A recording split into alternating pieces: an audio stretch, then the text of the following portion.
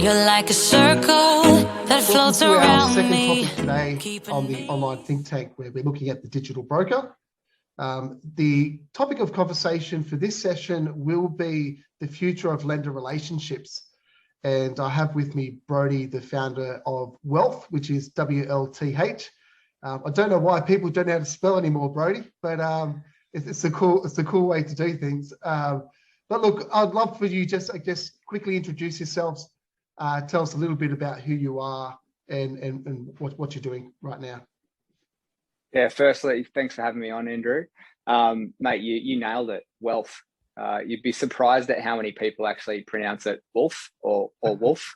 So, mate, kudos to you for understanding how to say the name. That's quite funny, actually. So yeah, introduce myself. I'm Brodie Haupt, CEO of Wealth. We're a digital lending and payments fintech with a broker-first mentality. So yeah, really happy to be here today. Yeah, brilliant. And look, maybe just some background of, I guess, what's led up to you being where you're at right now. So maybe tell us a little bit about your experience, I guess your qualifications or authority to speak on digital matters. And I also believe that you were a mortgage broker or own a mortgage broking business as well. Is that correct? That's correct. Yeah. So about 10 years ago, myself and my brother, who's one of the co-founders of Wealth, Drew, set up a property advisory business called Inception Wealth Group, which is still operational today. I don't work in it, thank God. We've got a really good team, so they op it, and I get about one hour a week of management reporting. And throughout that process, we used to outsource finance and wanted to really have control, I suppose, of the end-to-end customer experience. So quickly realized we needed to launch being brokers as well. So within 12 to 18 months of launching Inception Wealth Group, we launched Inception Finance, which is still operational today and quite a successful brokerage in its own right. And really what gives me the authority, I suppose, to speak on this matter is just understanding the pain points that we still face today as brokers in the industry and taking that lens towards how to build a lender for the future to be able to support brokers long term. Yeah, brilliant. Look, one of the things that we're talking about today is trying to look ahead at potential disruption to our industry by digital. Do you have a belief around, I guess, what that looks like or what we should be considering or looking out for? Yeah, absolutely. Number one for us is just really understanding the market. What we feel typically has happened in the space, particularly over the last 5 years, as we've seen a lot of this digital disruption or evolution of the neobanks coming into the Australian market, is they've really ignored the broker sector, which is the dominant force in home loan lending, particularly in our market. So that's really where we've tried to shape our business model towards. And just speaking openly of what we feel brokers want out there is an end-to-end digital experience, but a real end-to-end digital experience. Yeah, so sure. The ability for them to capture their data in whatever system they please and not being told or made to use different application tools. And for us to be able to help integrate, pull that data and have that full, one entry point system all the way through to settlement, rather than having to input data on multiple systems and, run a clunky process, which at the end of the day, what that does is just, it slows down time. So that's the first component. Secondly is to, solve for the broker market, decision engine lending, so instant approval. So that's what we've been spending a hell of a lot of money, resource, energy, and time on getting it right. So, we've built a broker portal which supports brokers for them to do digital onboarding accreditation, which, simple tick. Servicing calculators online and web-based, so we're not doing clunky old Excel spreadsheets that don't work on Mac, and we're Mac enabled in our business. So it's always been a pain point of mine. Enable those goddamn macros. So, for us, just taking the simple, easy wins first. And then we've got a really strong vision for what we think will help succeed in terms of, for us as a lender, but also partnering with brokers to have that longevity in terms of the approach of helping them uplift their business and their customer experience for their clients, because our clients are their clients. So we need to work together and collaborate on the best outcome for that long term. What that looks like for us is the ability to have And we've chosen our servicing calculators to be the entry point for our decision engine lending. So we have one product in market, our SMSF Rapid Refi product, which is an end-to-end decision engine loan. So you put all your details into the servicing calc in the broker portal. That then pushes through, retrieves an AVM if it's under 80% LVR, and pushes you back a conditional approval before you even have an application signed from your customer or your client. So you can show them the savings that would be within that product, how much time it's going to save them off the life of the loan. It becomes a really easy proposition. So when we think about digital disruption or digital enablement, we think it's a tool that is coupled with the human experience. It's never a replacement tool for human interaction of the broker. The broker has the relationship. You have the relationship with the client. What we need to do is to create an enablement tool, an enablement product that gives you the ability as a broker to scale your business. So further steps to that is we're also building out a broker CMS. So within the broker portal, you'll be able to see a list of all of your loans. We're the first lender in Australia that will be able to integrate directly with our settlement solicitor, who is Cadence, bring an API in so we can show real time where that loan is up to within our system. So not having to call your BDM, you're not having to call our broker network executives and chase up our credit team or customer service team to find out where the loans are, where the docs are at. It'll all be there displayed in the broker portal. So it'll give you nice real-time transparency. The final piece, which has really been through ideation of receiving feedback from the broker sector since we launched to brokers in the end of November, was understanding the pain points around commission management and administration of managing your business. So every broker is different. So some broker groups will have their loan writers under PAYG, some will do upfront splits, trail splits. And we don't think that we should have to dictate as a lender how that process looks. I know within our business, we had to set up our own proprietary spreadsheets to be able to cross-check and manage commissions coming in from a multitude of different lenders. And it is really, really painful and probably the most boring part of your business. But what it does, it keeps you inside of the business rather than you working on the business. So we're looking at some really cool ideas of where we can bring in not only your commission statements to sit in the broker portal, but also looking at doing things like mapping that commission experience for you on the front end, integrating with your accounting platform or with your database, and enabling things like pass-through payments. Because we are a payments-based fintech as well, we should be able to grab your commission statement, say, who do you want to split to? What's the hierarchy of your business? We'll pay the business itself. We'll pay your loan writers. Is there a commission split that goes to your loan processors? Do you have to pay a referral fee to a real estate agent or financial planner, whoever it might be? And we can actually handle all that for you rather than you having to take one lump sum to your business and then have to do all that yourself. So just about trying to bridge that gap so we can have a faster experience across every pain point that exists in Brokerland. It's absolutely fascinating. Look, you covered off a fair few points there. I do know, I guess prior to running this session, I ran a poll on our closed Facebook group around what aspects of, I guess, a digital experience or digital disruption are you actually looking forward to?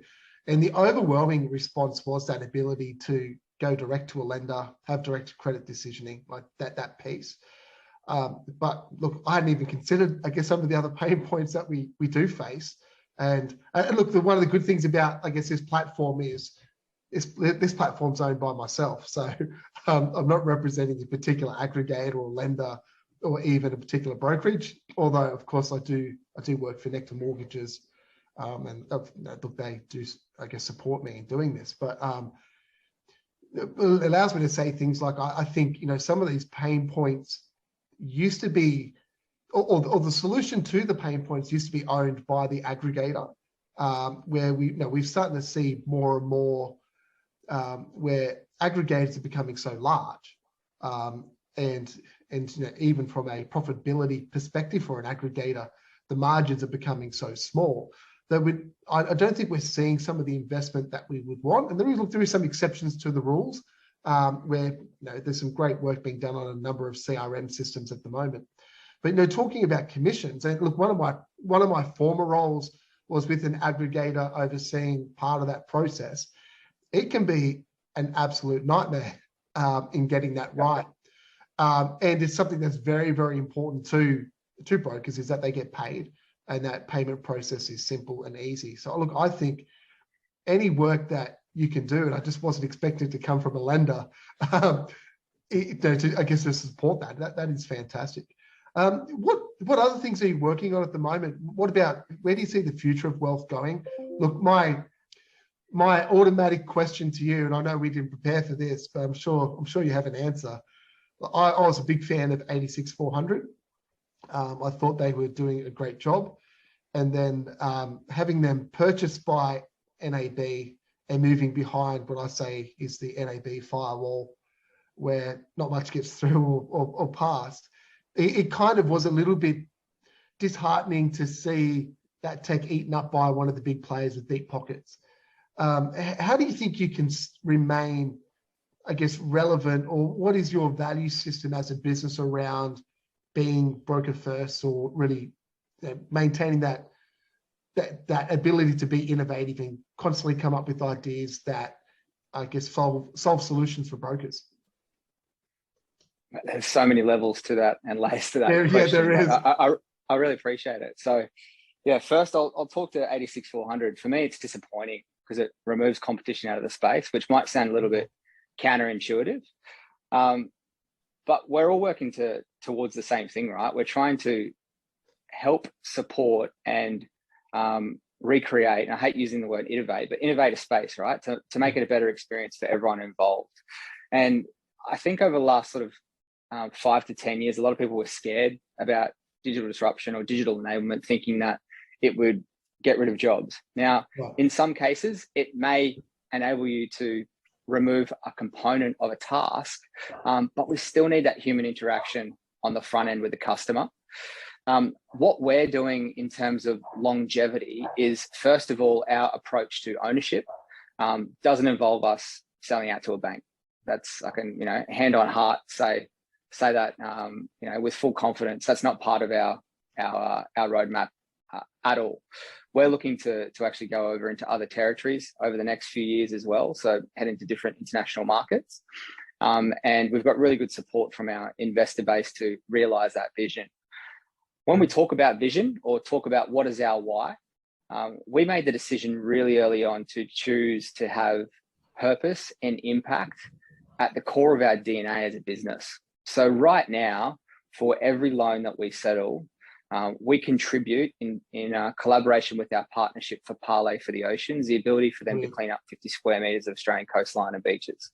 So our cards, which will be launched in April, these cards here, which will be mortgage offset linked, are made of recycled ocean plastic that we actually help Parlay clean up, get sent back to their facility. And then in collaboration with Giuseppe and Deveron, our card manufacturer, we have that in place. Now that whole ideation process to get to where we've now got test cards right here has taken 18 months. And it's about us being stubborn on our approach and our vision. And we wanted to have an experience where end-to-end, and challenge some of the major players to have an end-to-end packaging, material, glue polymers in the envelope, be completely eco-friendly. So we'll be the first Australian card provider that brings that to market with recycled ocean plastic cards. Now, that is a symbol. Obviously, being card free would be better, so there's less plastic in the environment.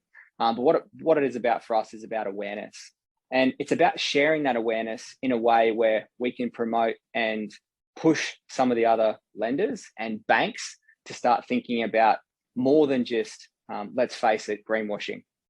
That metric for us is quite expensive. So it's about $1 per square meter that we're cleaning up, US. So it's 50 US that we actually contribute to Parlay for that particular metric. Now, that's no, small component to what we're doing. We're working in a small margin sector and space, as you sort of pointed out before.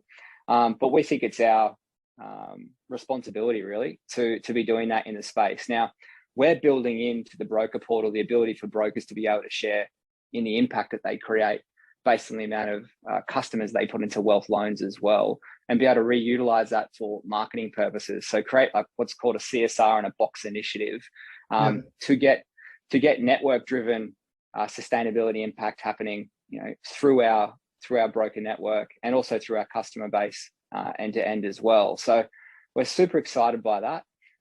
What we're looking to do to help support brokers as well is to rethink the way that things like PD days are done or conferences are done. So yeah, sure, we would love to, we'll probably try and go up to Hamilton Island later this year and bring up our broker groups that we're working with, but it's also about explaining to them who Wealth is, what we represent as an organization, and explain to them why we've chosen to partner with Parlay for the Oceans. Because it seems weird, right?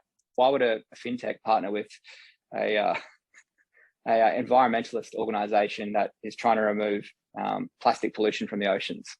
And our answer to that is simple. It's about trying to create a platform for us to all share in the problem and create awareness about it, but also for our brokers and the businesses that we work with to also share in that opportunity. We are the first non-multinational organization to partner with Parlay for the Ocean. So for those of you that haven't heard of them, all Adidas shoes now have an element of Parlay recycled ocean plastic in the shoe, in the production of the shoes and production of the apparel. They've done some major marketing with Corona as well as a partner. And the CEO of Parlay for the Ocean, Cyril Gooch, speaks to the UN, etc. So they're quite well known in international circles in that space. Yeah, look, I think they're a fantastic organisation, and one of the few who I'm a skeptic with most, I guess, charities or not-for-profits due to my background working with many of them. They're one of the few that are quite effective in the work they do. Genuinely makes a direct impact on the environment. Which I think is fantastic. But just I guess a point again. I know I'm going off on a tangent regarding what we said we're going to talk about, but I think you've just nailed something that I think is very important. We've had some discussions on our think tanks previously. Like this topic, you've been talking about digital natives, or I guess the future of what broking looks like. And if you think of that age group of under 25s who really fit into that being a digital native, it's not only a digital experience that they want, first of all, I believe that digital plus broker beats digital on its own every day of the week, and I think that is the hope of the team. And it's great that you've presented how your business is doing that well. But the other aspect to that age group is they no longer have the same trust in larger brands that previous generations had. And if you think of the institutions that are struggling right now, like religious institutions, political parties, the big banks, etc., that generation really wants to know who is behind the brand and what are they about, and can I trust them? Do I like them? Are they approachable? Is there a shared value in that? And I think it's important, just like I think you have with your business. I think as an industry, we need to start considering not just do we have great products and do we have great tech, but do our clients have accessibility to who we are, and also are we able to collaborate with them or invite them in on the bigger purpose of why we exist. And it's not so much just to push out products or to sell, but most brokers I know became a broker because they wanted to contribute to their community. They either stuck in a bank where they felt they were just selling a single product, or they had an experience with a broker or a bank and they thought, well, we can do better than this, and so they take that step out. And we are a community of mostly small businesses who wanted to make a difference to the people in our local communities and in our network. And I think as an industry, as we start to mature in our professionalism, in our tech offering or our digital offering, I think there's a real opportunity for us to start really pushing the point of your mortgage broker is not just here to give you a product, but there's a genuine purpose or why we exist behind that, and collaborating with our customers on some of those bigger goals that we can achieve together. Look, and I love that. Look, this online think tank exists for that reason. I'm a big believer that you put a group of people in a room and you collaborate, and together you can achieve far more influence than any one person can on their own. So pooling of resources and thoughts and ideas And what comes out of that is better solutions that independently have a better impact on each individual than what any one person could have on their own. So look, I really, that just really vibes with me, the way that I guess you've gone about that in setting up your business to be more than just a service provider, but have I guess a bigger cause that we're lucky that we've been invited into to join in with. So well done, and thank you. Look, just before we go, is there any, I guess, final thoughts, or if anyone did want to reach out to yourself or your team, how would they go about that? Yeah, sure. If you want to reach out, you can just head to WLTH.com and go to a broker inquiries, and then we can set you up with a broker code on the broker portal, and you can meet the rest of the team and start the onboarding experience. So first and foremost, that would be lovely. We welcome to speak to new brokers. A final point I would like to leave you with as well is, while we think we've got a pretty robust and well-tested business model that is supporting brokers, we don't have all the answers, and we'll continue to adapt and evolve the business model to be more supportive of brokers. And how we anticipate to do that is by creating a feedback loop. Getting feedback from the broker network, from the brokers who are running business, saying, what can we be better at? How can we improve? And this might sound a little bit controversial, but I feel personally that there's going to be a lot of change happening in the broker sector, particularly over the next few years as interest rates start to rise.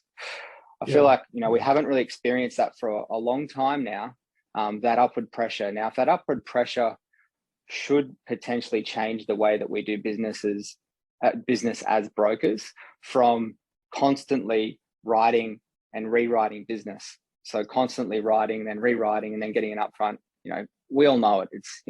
It's the elephant in the room. Yeah. What we're trying to do with digital enablement is to increase the CLV, the customer lifetime value of the loan. So, rather than being always so definitively rate conscious for our customers, which is great, obviously best interest duty, etc. We're trying to create a customer portal, a single entry point where they can have a really strong digital experience to interact with online. It's super simple for them to transact. They can get cards, pay wave, all the bells and whistles that go with a neobank style offering, Apple Pay, Garmin Pay, all those sorts of things. But also to buy in and be proud of the organization that they've partnered with. And I think there's a real nice synergy there that if we get this right with the broker market, we can dominate. And it really just becomes about dropping your ego and understanding what people want, what the brokers want, but also brokers understanding and listening to their customers and obtaining feedback about the experience that way. So, we welcome it. Yeah, brilliant. Very well said. Very well said. It's interesting. We didn't really have a chance to talk much before this, but obviously on the recommendation of a friend of mine who said you really need to have a chat to Brodie. I understand why. There's a lot of synergies there, and I think this is a perfect conversation for this platform around, really looking ahead to where I guess the future is going, and creating awareness around, what the future of mortgage broking looks like, but specifically what's the future of lenders look like too, and to take it right back to what I think is the most important thing is, we need to make sure that we're listening to our customers. Disruption doesn't come through technology. Disruption comes by a change in human behavior. And you made a really valid point there, where I think going into a higher interest rate cycle, we are going to see a change in human behavior. We don't quite know what that's going to look like yet, but there's going to be things that are going to pop up that we haven't had to deal with ever, or not for a long time. And I think in response to that, we need to be listening more than we have ever been to our customers to find out what they want. And I think, you and your business is very, very well positioned to play a significant role in that. And I look forward to supporting you. And I'm sure that other people out there who are listening right now will also, reach out at some stage and engage. And I do believe that one of your staff members will be staying around to answer some questions at the end too, which is fantastic. But look, thank you so much for your time, Brodie. It's been an absolute pleasure. And I look forward to talking to you again at some other point. Absolutely. Really appreciate it. You're like a circle that floats around me, keeping me safe.